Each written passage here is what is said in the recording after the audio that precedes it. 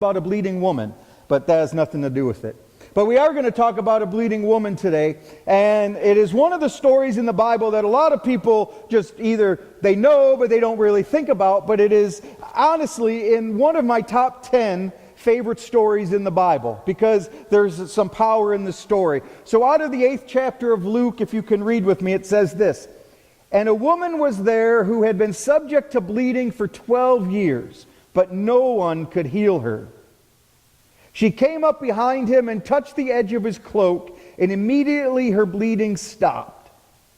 'Who touched me?' Jesus asked. When they all denied it, Peter said, 'Master, the people are crowding and pressing against you.' But Jesus said, 'Somebody touched me. I know that power has gone out from me.' Then the woman, seeing that she could not go unnoticed, came trembling and fell at his feet. In the presence of all the people, she told why she had touched him and how she had been instantly healed. Then he said to her, 'Daughter, your faith has healed you. Go in peace.'" And you can also read that story in Mark, and it gives a little bit about her going out there. But here we have this story of this woman who we don't really know. We don't know much about her. We don't know her name. She's anonymous. We don't know. But it could really be any of us, because we kind of all are just lost in the crowd sometimes, and we all kind of suffer silently sometimes. But what we do know about this lady is that she was sick. She was in need of help. For 12 years she bled, this woman. That's 4,380 days that she bled, just constantly. And she was, she had to be at her wit's end thinking, who's going to help me? It's never going to stop, and I'm constantly trying to be healed, but nobody can help me. She thought she was alone, and it kept getting worse, and she kept bleeding.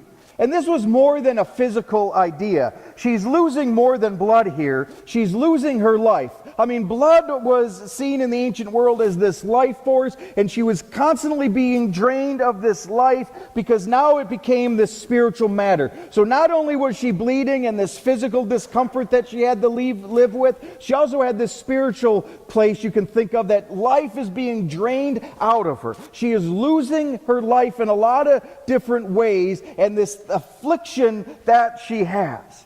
So this is a story about this woman, but it's also this human story. It's also a story that is both for men and women this morning, this idea of this bleeding lady that touched Christ. Because all of us go through times when we are drained of life. All of us go through times when we feel disconnected, when we feel alone, when we feel that nobody pays attention. A lot of us go through life and we don't think anybody can help us or heal us or get us on the right track. We start to die not only in a physical sense, but we also die spiritually because we are not connected to who we are supposed to be connected to. We are not connected to each other. We are not connected to God. We think that we are alone. So we are drained of life. And a lot of us feel that all of the time. I mean, think about our lives. Everybody wants something, it seems. No matter what the phone rings, you're not sure if it's going to be good news or bad news. You turn on the news and it's bad news. And then you have family problems or work problems. And we just get drained. It's like we're carrying this bucket with us, but the bucket has a hole in it. And it's hard to stay filled. It's hard to stay positive because we get frustrated and sad and sorrowful. We grieve. We get anxious a lot because we get anxious and we say, you know what? Life isn't what I thought it was going to be, and maybe life is never going to be what I thought it was going to be. Maybe I'm never going to be free or never going to be at peace, or I'm always going to be frustrated or hurting or whatever that may be. We get drained of life and we kind of almost want to give up a little bit. But if we feel like that, if you can think of a time in your life when you have felt drained of life, you know what this woman felt like in a sense, that her life was going out doing. And then I got to think that just like this woman, We rationalize with ourselves. So for 12 years, this woman suffered with this affliction. And there had to be times where she kept saying, well, if only this would happen, or as soon as this happens, I'll be healed. And how is that not unlike our lives when we start to rationalize things? Well, if I only get a raise, things will be better. Well, if my spouse only does this, then we can get along. Well, if my job only changed to this, or if my children did this, we put these stipulations and say, as long as something else happens or somebody else does something, then my life may get better. But until then, it may not be. And we kind of become disillusioned and we resign ourselves to the way things are. Not unlike this morning, I was talking to somebody about how I have gained some weight. And I said, the problem with gaining weight is I can't hardly tuck my shirts in anymore. So I may just need to go buy some extra long shirts. Or I would think to myself, I don't need to breathe when I tie my shoes.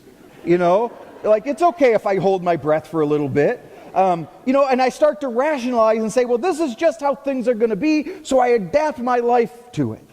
Even though the better option would be get my butt up and go to the gym and lose some weight and be a little more active, and then I can tuck my shirts in like a normal person. Right? But we don't. We rationalize and we say, well, if only they would not stop making all of this fattening food. If only I did this, or if only I did this. And we rationalize and re-rationalize. And again, I'm sure that this woman spent 4,380 days sometimes thinking that.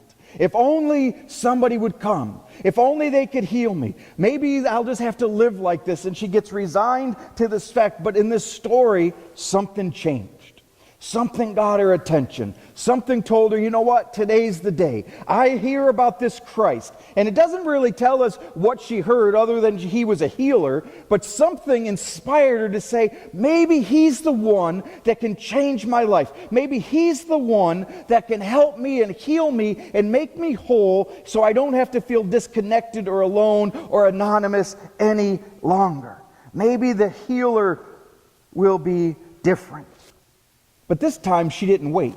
She didn't sit by passively just hoping, well, when Christ passes me by, or Christ can come to me, or somebody can tell me about it. She didn't just sit there. Today she says, I'm going to get up and I'm going to go. And in the story in Mark 2 says, that she kind of fought her way through the crowd. She saw Christ and she says, I have to get to Christ. I have to touch Christ because he is the one that perhaps can give me life and give my life back. So he rushes through the crowd and she's pushing her way, this anonymous woman who nobody even knows is there. And you heard in the Gospel of Luke, the disciples are like, well, we don't know who touched you. There's people all around you. But she said, if I can just touch Christ, even just touch his clothes, I will be made known. She did not sit by. She was done resigning herself to the fact that she can be different. She knows that Christ can offer her a life that will never be drained from her. So she set out, she walked, she got to Christ however she could. So she reaches out and she grabs the cloak of Christ, just touches him. And in that moment, she feels the power of God. In that moment, she begins this healing process. So instead of anymore the life being drained from her, now all of a sudden the life is flowing into her. So she has this new idea of this life. And then this is one of my favorite parts of this passage. And why I think for me it speaks on a lot of different was Jesus' response. Jesus stopped and Jesus said, who touched me? I felt my power go out. So it wasn't just that somebody knocked into him. He felt the power. Who touched me? And then all of a sudden this woman was not anonymous anymore. And she stood there face to face with Christ. And then something else amazing happened here. He called her out. He acknowledged her. He says, your faith has made you well. But he did something before that. He named her. He said, you are now a daughter.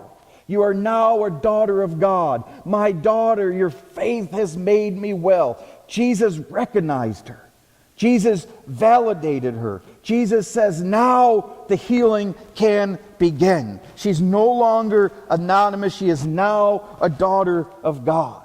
Kind of like what we talked about last week about Jacob wrestling with God and Jacob being changed because he had this interaction with God and he was no longer known as Jacob, he was known as Israel. That's the power that God has to change us, to give us a new identity, to give us a new idea of life and how well it can be. So now she has this life going back into her. This is the life that Christ offers to each of us. No longer do we need to live a life that is drained and a life that we rationalize things and a life that just is constantly dripping out of us. Now we can be called daughters and sons of God. Now we can be connected to God. Because in that instance, when she reached out, she was connected to the holy. She was connected to the one thing that could help her become who she was called to be and to bring healing to her life. And all it took was her for to reach out and to touch Christ. Just if I could just touch the hem of his garment, just get there. She was changed. So we have a choice. And I see this as a story of our faith. I have a choice. I could either sit down and do nothing and just be complacent and say, well, my life's never going to be better, or this is just what I'm resigned to, and just kind of give up and say, well, if somebody comes to me or if God gets a hold of me, that's all great. Or I can decide I'm going to be like this woman and say, I'm going to go seek God. I'm going to go find God. I'm going to take this into my own hands and say that God can do this, so I'm going to go touch God and receive life if we can just reach out. And then imagine if we could hear God say, who just touched me? I felt the power leave me. Now, daughter, son, your faith has made you whole.